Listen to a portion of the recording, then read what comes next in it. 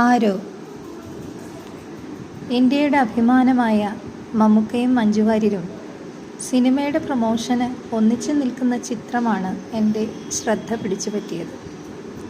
ശക്തമായ കുറേ തിരക്കഥകളുടെ എഴുത്തുകാരനും അരികിൽ നിൽക്കുന്നത് കണ്ടപ്പോൾ ഒരാകാംക്ഷ അറിയാതെ ഉണർന്നു.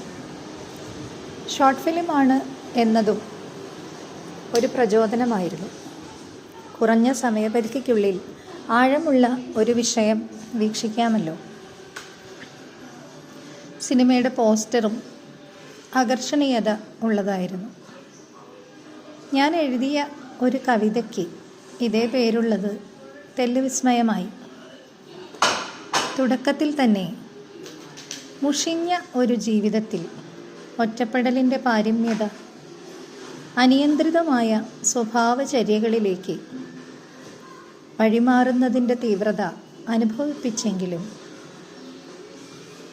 ദൃശ്യങ്ങളുടെ സ്വത്വബോധ സൗന്ദര്യാത്മകതകളുടെ ചെറിയ അതിർവരമ്പുകൾ ലംഘിക്കപ്പെടുന്നത് അരോചകമായി തോന്നി.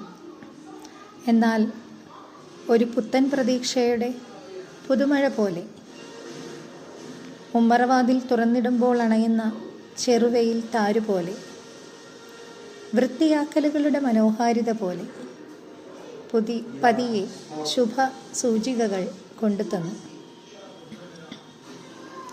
സ്വർണ്ണവളകളിട്ട കൈകളാൽ മെല്ലെ എന്ന അതിസുന്ദര ഗാനം സിനിമയുടെ സ്ത്രീത്വത്തെ സമ്പൂർണമായി അവതരിപ്പിച്ചു.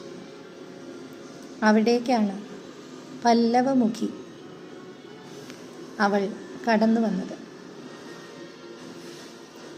വിഭ്രമമെങ്കിലും നിർനിമേഷത്തിൻ്റെ ഉയിർപ്പ് ഒരഭിശപ്ത ജീവിതത്തിൽ നൽകിക്കൊണ്ട്. ആരോ. ഇനി ഞാൻ എഴുതിയ ആ കവിതയും കൂടി ഇവിടെ അവതരിപ്പിക്കട്ടെ. ഒരു നീർത്തുള്ളിക്കുള്ളിൽ നിലച്ചതാം ഒരു രുദ്രവീണാനാദമായാരോ. ഒരു മുകിൽക്കൂടിൻ തണുപ്പാൽ തുടിച്ച് ഒരു മയിൽപ്പീലി വിടർത്തുന്നതാരോ. ഒരു നീർത്തുള്ളിക്കുള്ളിൽ നിലച്ചതാം ഒരു രുദ്രവീണാനാദമായാരോ. ഒരു മുകിൽക്കൂടിൻ തണുപ്പാൽ തുടിച്ച് ഒരു മയിൽപ്പീലി വിടർത്തുന്നതാരോ. ഒരു സംഗമത്തിൻ്റെ അലകൾ തേടിക്കൊണ്ടൊരു നദീതീരത്തേക്കൊഴുകുന്നതാരോ. ഒരു സംഗമത്തിൻ്റെ അലകൾ തേടിക്കൊണ്ടൊരു നദീതീരത്തേക്കൊഴുകുന്നതാരോ.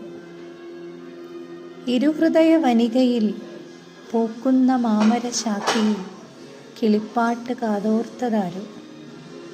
ഇരുഹൃദയ വനികയിൽ ഉരുകുന്ന മാമര ശാഖയിൽ കിളിപ്പാട്ട് കാതോർത്തതാരോ. ഇരുഗിരിനിരകളിൽ ഉരുകുന്ന മഞ്ഞിലെ തേനൂറും ചൂട് കൊതിച്ചതാരോ. ഇരുഗിരിനിരകളിൽ ഉരുകുന്ന മഞ്ഞിലെ തേനൂറും ചൂട് കൊതിച്ചതാരോ. ഇവിടെ ഈ രാവിലും പുലരിപ്പൂഞ്ചോട്ടിലും ഇളവേൽക്കാൻ ഇന്നലകളെ വിളിപ്പതാരോ. ഇവിടെ ഈ രാവിലും പുലരിപ്പൂഞ്ചോട്ടിലും ഇളവേൽക്കാൻ ഇന്നലകളെ വിളിപ്പതാരോ.